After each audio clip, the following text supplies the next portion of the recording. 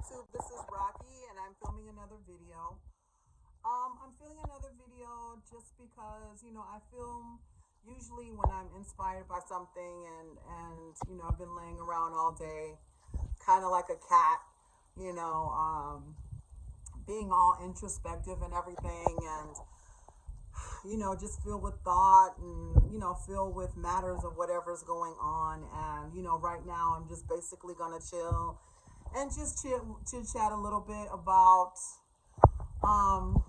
what's been on my mind lately. It's the winter here in the Midwest and it's cold. And usually when it's cold, everything is kind of shut down and everybody's kind of shut in and probably with things to talk about and things on our minds that, that we really don't even say and that's what kind of inspires me. And I feel like I should be sitting somewhere like knitting a sweater or something.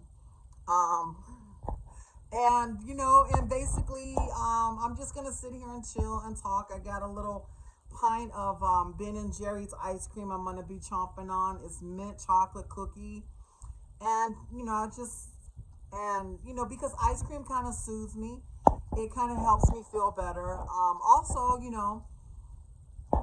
it's also time. It's also about like I told you guys about my weight loss struggles and everything and things like that. So people are probably like, and I'm in the back of my mind I'm thinking, I'm about to eat some ice cream. I'm not going to eat the whole thing. But I am going to do something to kind of soothe myself and to kind of comfort myself during this time because I'm feeling a little shut in. And I'm watching, a little bit of YouTube and people are doing all types of fashion hauls because they live in, parts of the country that are warm, that they can still walk outside and wear shorts and things like that. And, I couldn't be more jealous. But at the same time, I love the Midwest, and this is one of the aspects of living in the Midwest is, dealing with those winters and those cold days where you're kind of shut in and, you don't have, much to do but kind of waddle and dawdle around the house and eat things like Ben and Jerry's ice cream and, and just kind of reflect, on your life, as it is, reflect on your life, how it's been going and what you've been going through and things like that. So, basically just that's why I'm filming this video, and it's a part of my platform, holistic self-care, lifestyle, and mostly, trying to get, a good headspace, trying to create a good headspace, a space where, you can be comfortable up here as well as in your heart and things like that, and to have things kind of work together and synergistically so that so that you function and so that you're happy with yourself because usually during this time people and usually during this time in the Midwest we're all shut in and we're probably watching a lot of movies and doing something, reading a book hopefully, and and it's basically what I'm doing. Like I grew up in the Midwest, so this is basically typical for me. It's to sit around in something comfortable, watching things that I love, and snacking on things that are comforting, and also just to reflect on on where I am emotionally, and hopefully also inspiring people who might be going through the same thing because I know that it's the Midwest and I know it's the winter time, but there's also the pandemic that's going on. So we're all basically shut in. And, I'm hoping that people are taking comfort because, you're hearing, I've been hearing horror stories, about people who have to cope during the pandemic, about being around their family and being around, their loved ones and things like that and how taxing it is. And it was kind of shocking to me because, I think to myself, why is it why do you feel taxed around people that you love? And I know that things, do get intense and things like that. But I also think about, the children of Israel. Remember where they were told to mark their doors with blood because they knew that the plague was coming? And I'm just saying, it just seems so ironic, and things like that. So, and I have to refer, I have to go back to my spiritual roots and my spiritual place in order to understand what's going on, in order not to freak out, in order not to, want to kill the people that I love, because of moments of madness, of cabin fever, or whatever you want to call it. But to take those times and remember, why we're family, to remember and be thankful for my family, and to remember and be thankful that we're not somewhere suffering, and that's the main thing. And to be thankful that we're not somewhere suffering. A lot of people haven't been lucky, and my family and I, we are very lucky. We got vaccinated. We've adopted, a healthy new lifestyle with eating and living and things like that. Also, and also, just not to pick up on all natural, the not natural plant based, because not even things of even things in nature, if they're not used correctly, they can cause you to become sick. They can be cause you to, they can cause you to different ailments and things like that. So also to, give a staple to, to the mainstays in our culture, like ice cream and, cookies and things like that, and those things that bring us so much comfort, while we are, limited in movement and activity and things like that. So basically, I'm just making another video, because I feel inspired to, and I've just repeated that a couple of times, but just to kind of, hopefully, keep people motivated during this time, and, and to not, and to kind of confront, what's going on, in our environment and in nature, because I'm not saying that you can fight the pandemic, you can pray it away. But I think that as long as we continue to make it known and continue to inform ourselves and remind ourselves that we are living in an environment that has been affected by a pathogen or an antigen or whatever you want to call it, but it's a virus. But to remember that our environment is being impacted, so that we can, adapt healthier behaviors that will hopefully set a trend for the future, or for younger generations to continue on, so that, so that we may come up with a mode of operation in society, in culture, that will not shut down all the functions, in our culture, so that, so that our behavior is limited, so as to limit, the panic that we feel like, okay, how am I going to get to the store? Should I even go to the store? What if somebody at the store is sick? Which is what I think is the point of wearing masks and things like that. But also, finding holistic preventative measures as far as treating ourselves, wearing masks, wearing gloves, being respectful of one another. The 6 feet rule is just the best rule there is. It's to be mindful of one another, and, be mindful that we don't want to, cause each other harm, and being, and infect one another, because, so often we're so used to being able to invade, one another's personal space, that, we've taken for granted, the importance of personal space. I think that within the last, decade, personal space became kind of an insult to some people, because there are people out there who like to invade, people's personal space. They have no boundaries, of their own, and, they think that, and when they see, people like myself, who I love my personal space, when they see, or they feel that, that we don't want that personal space invaded, then certain people become offended, and they're even hurt in a certain way. So I think that, this pandemic is,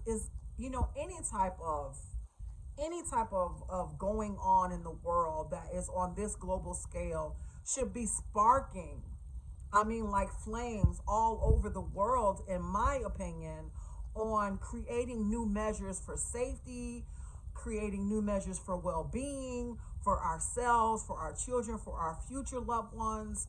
And to me, it would be the saddest thing in the world, for our social and government agencies not to implement plans and statutes and modes of operation that become mainstays in our society, so that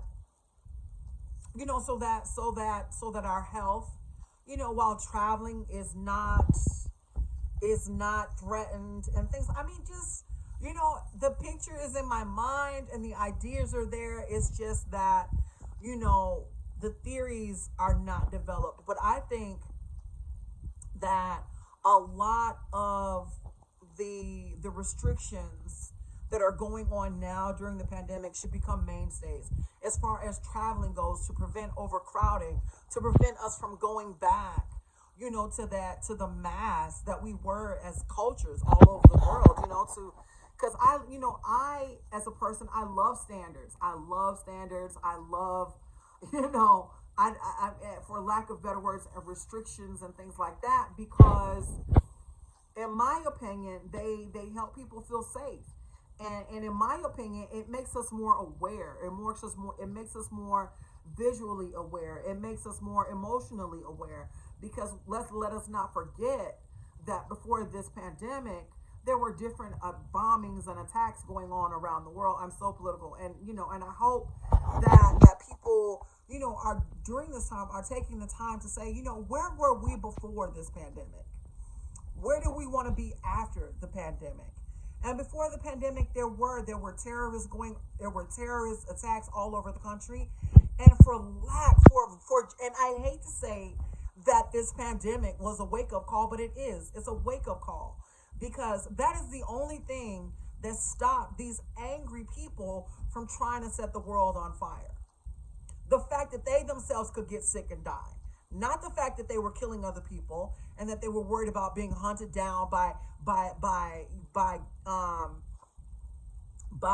governments, police, by governments, and by governments trying to hunt them down. Basically, they became afraid for their own lives. And I'm like, how ridiculous is that? So I think that this pandemic a way ought to create a platform for us to establish, you know, rules and guidelines and restrictions, so that we don't lose that visual awareness, so that we don't lose, our social awareness and our social sensitivities. Because, what is it to say, for us to go back to, pre-pandemic ways, to let a bunch of angry people have their way in our culture again, to have a bunch of unawares, uneducated people, prescribe medications. All, do we not forget the overdoses of over the counter medicines that people were ODing on? Did we not do we how quickly do we forget? It's about establishing those standards and restrictions that will help our culture continue to grind forward. So and I ask myself, I think to myself, where was I, pre-pandemic? And basically I was terrified, because there were terror attacks that were going on all over the world. People were ODing on basically doctor prescribed medications. And so therefore I stopped going to the doctor, because, for me, as that type of person who is like overly dramatic, super sensitive, and I feared, getting hurt. I feared having an accident. And not to say that I'd want one, but what if I actually do need to go to the doctor, and I need, a prescription medication that is going to help me overcome a serious infection, or a serious disease or something like that? What if I honestly do encounter a situation where I need our medical professionals? You know, so I think that is just important. That it's important for us to carry some of these rules and regulations into the future, into the coming days or oncoming days, where hopefully, we will be coming up out of the pandemic. And one of the things that and obviously we're still operating in so many ill-mannered ways or ill-tempered ways, because there are different variants that are coming up, and they're coming up out of different populations of people and different cultures and things like that, because people are not adapting, to social distancing, and people are not adapting to protecting themselves, because you know um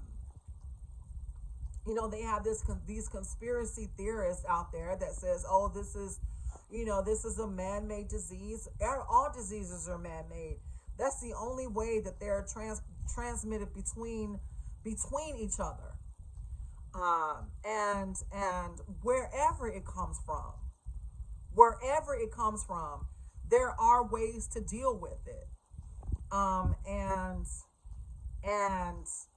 so you have, and I guess it's a state of hopelessness that some people find themselves in, where they don't want to try, where they're so careless with themselves that they become careless with others and the people around them, even their loved ones. And I say, how sad is that? So, and that's why I'm hoping that we carry some of these restrictions and regulations, you know um so as to set a guideline for future breakouts of viruses and flus and things like that. So, excuse me, I just burped. So it's just that, and that's why I was just sitting down, and and I felt there were certain things that were on my mind that I wanted to bring the light, not just for myself, but to an audience that I'm hoping to create with my channel. Just so that people are aware, just so that people should not be ashamed to care, that that you like, a clean environment, that you like living, that you like your personal space, that you like not having to worry about being infected by your fellow man, and things like that. And those fears are definitely, they're natural to me, because we're living in a time where disease has become the enemy. It has become the weapon that's in this world, and we need to come to a point as people that we know how to safeguard against those kinds of things. Now, I don't know what type of behavior or where the virus came from, but I don't know where it came from, and I do care where it came from. That's not to say that I don't care, but I do care, because whatever area that the virus originated from, um, they need. I feel that area needs to take stock in whatever what was going on. Were you cutting down trees? Were you invading unpopulated areas? And this is just what I'm thinking, and it's because of my education, and it's because of how I was taught to think. And it's like, living in your own home. When your child hurts him or herself, you go and you find out, how did you hurt yourself, where did you hurt yourself, and as a parent, you go about and you correct that issue. So that's what I'm saying. I do care about where this pandemic came from, but most of all, I care about future pandemics. I care about future happenings or goings on in our culture that can impede us or eventually wipe us out. I mean, I don't know if I'm being dramatic or not, but those are just the things that I care about, and it's for the average person to be bold enough with him and herself, to care, to give a shit about where you live, to give a shit. I mean, we're also concerned about global warming. And the next thing viruses and colds and pathogens and shit are being born in our society, because we're truly not taking stock in who we are and what we're doing.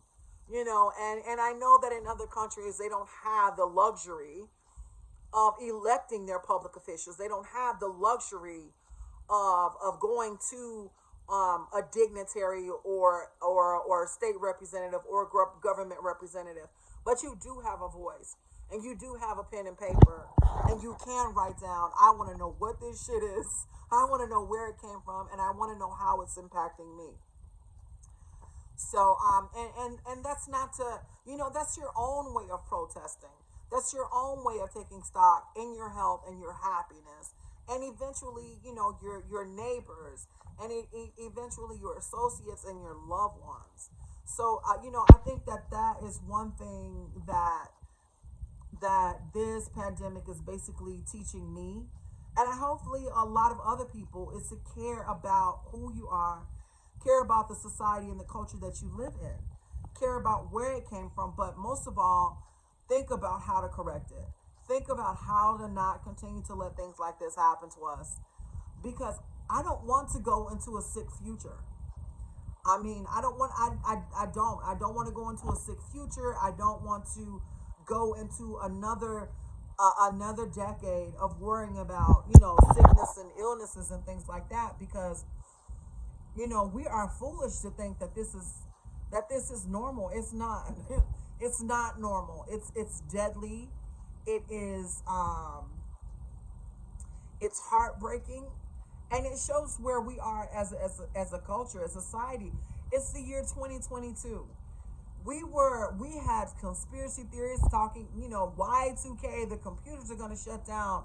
There's going to be madness in the world. And right now we're living in the midst of a pandemic where people are basically shut in. And we're shut in under the comfort of loved ones, of people that we love and that we care about. Who couldn't want a better thing than this? Who couldn't want, to live in a world that's not ending, but it is a world that's suffering. And I think that that is where we need to take stock, and recognizing who we are and what is surrounding us and what's going on around us. And